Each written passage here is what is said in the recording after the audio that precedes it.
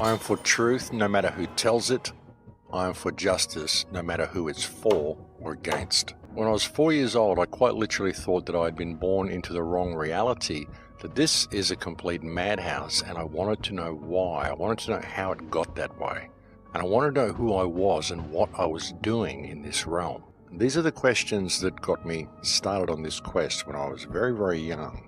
And the older I got, and the more I looked at the world and looked at the society that we live in, the more profound the questions became. You know, I saw that the world was all messed up from a very, very early age, and I always wanted to know why. And I spent most of my life trying to figure out what has happened to interfere with the human experience to the extent that we have created the societies that we've created. What happened to lead us to this point? How did we ever become so divided from each other and so divorced from the earth that we live on? Are people prepared to look deep enough within themselves to actually see that? You know, divide and conquer is the motto. Play the nations off against each other.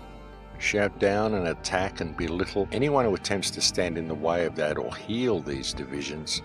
You see, the real problem that we have in the world today, one of our big problems, is that people very often don't think for themselves, and the thoughts that they have are not their own.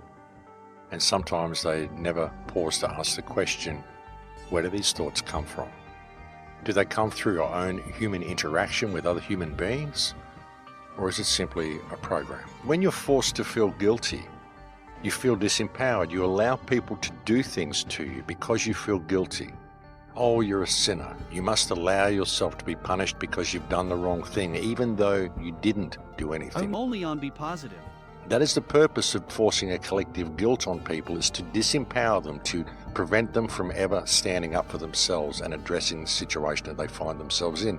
They will allow themselves to be destroyed because they feel that it's just that they should be.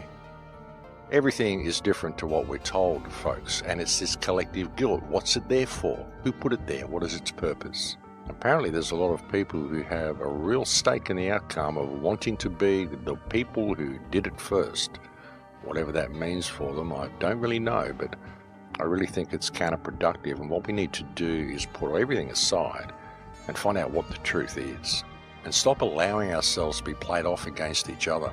Now, divide and conquer is the motto, and everything is a play, and it's really important that people factor that in, and when they think they've found the answer and they've locked themselves into a belief system, to step back a little bit more and consider that there may just possibly be a bigger picture that they're not seeing. Now we realize how much we've been lied to. Now we realize what a farce this whole system is. Now we realize how wrong our history is, just how much has been stolen from us.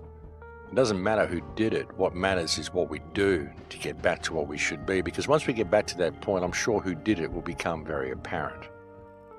You know, I'm not saying that we don't want to find the culprits. I'm not saying that there aren't people to blame.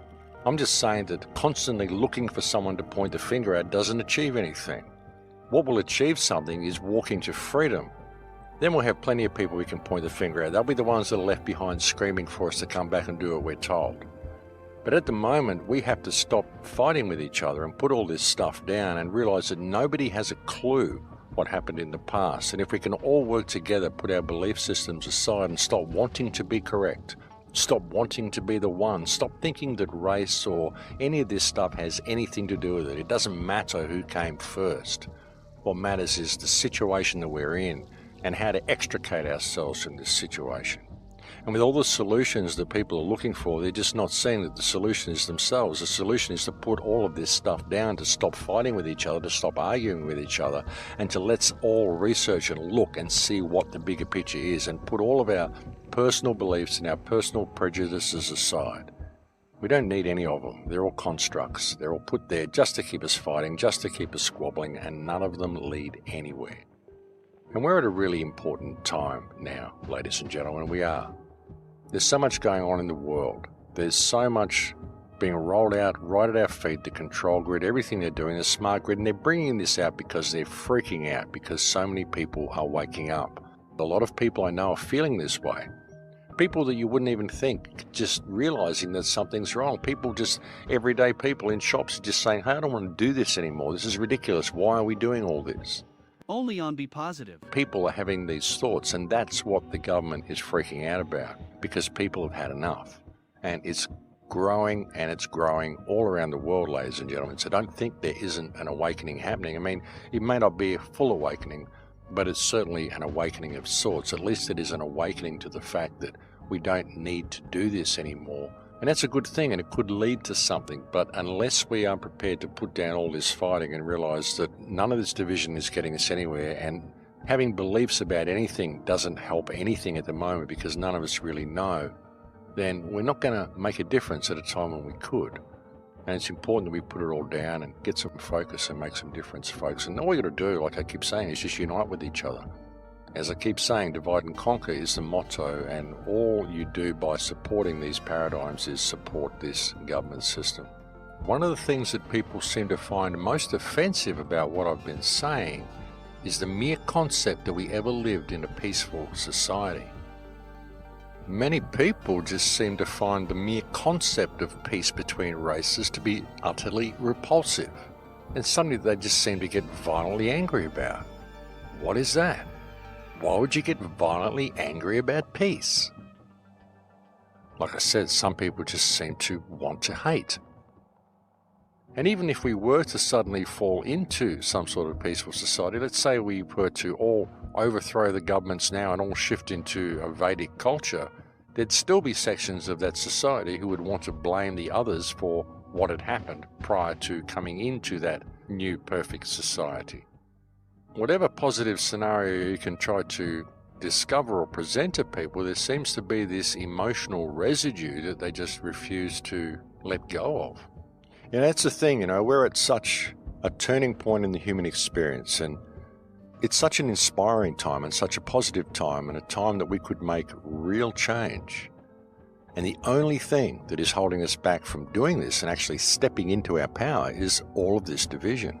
And it's like this in so many things that people are researching on the internet, in so many rabbit holes they're going down. They get locked into this focus and they simply won't look at a bigger picture. They won't even consider a bigger picture. And it's always looking for blame in someone around them. What's wrong with loving each other? What's wrong with realizing that we have all been played? And it doesn't matter who lives in what country. It doesn't matter what race anybody belongs to. It doesn't matter what country we originally came from. It doesn't matter what we think our history may be. What matters is finding out the truth, and the only way we're going to do that is to realize what the tools are that have been used against us, and the biggest tool is division. It is the greatest tool the system can use against the people, the most effective tool that is used against the people, and it is the most constant tool that is used against the people. And all you have to do is look at our societies to see how effective it is. And all you got to do is look at some of the comments and the trolling that you get when you think a little bit outside the box. Divide and conquer is the motto, folks. And that is what is being done. And we have to put it all down. Like I said, it doesn't matter who came first. It doesn't matter what race, what colour the skin was. It doesn't matter about any of it. I just want to find out what the truth is, and I have no stake in the outcome. I don't want any particular race to be anywhere. I don't want anyone to have come first. I don't care. I just want to know what happened. What got us into this psychopathic situation, and how do we get out of this psychopathic situation? The whole thing is going smart. The whole thing is going digital. Social crediting's coming online, and we're sitting here screaming at each other, and it's all such a play, and everybody has to only on Be Positive. And realize that while we have all this focus, and while we still continue to have these belief systems and think we actually know what's going on, we're never going to find out what the truth is. And we have to be prepared to consider all options. And like I said, just the amount of vitriol that I've got for going down this rabbit hole and wanting to investigate the roots of the white race really shows me that there's something to this. Because you don't get the flack if you're not over the target. And it's the same with everything, folks. If you're told you can't look there, or you're attacked for looking there, then that's the place you should be looking. So there certainly is all sorts of stuff on the horizon. Everything really is kind of snowballing at the moment, folks. There's so much information to keep up with, and it's kind of difficult to get on top of it all. But we are doing it, and as I said, I'm feeling very inspired and very positive about the future. Even with all of the division that's happening, I see a bright future ahead if we maintain our focus and keep our energy levels high.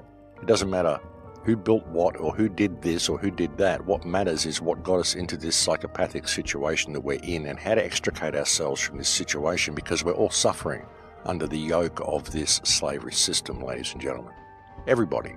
And we're not going to fix the slavery system by screaming at each other and pointing the finger at each other and blaming each other. And you just got to look at how it was all run and who's been set up to take the fall and why they've been set up to take the fall and what the deeper play really is. Because it's all like a set of dominoes, folks. They plan all this out and then they set the wheels in motion and they make sure it goes the direction that they want to go. So you really got to look at how you've been played. We all have to look at how we've been played through all of this. We've got to put all our division down and pull our energy away from this system and start giving it to the people around us, because we are all in this situation together. And that is really the only way out of this system. The only way out is to realize the system is fiction and we don't have to do what these people say. And all of it has been a play. Divide and conquer. Play the people off against each other so that they will never organize against you. That's what they've done. We've got to see this and we've got to put it all down. We really do.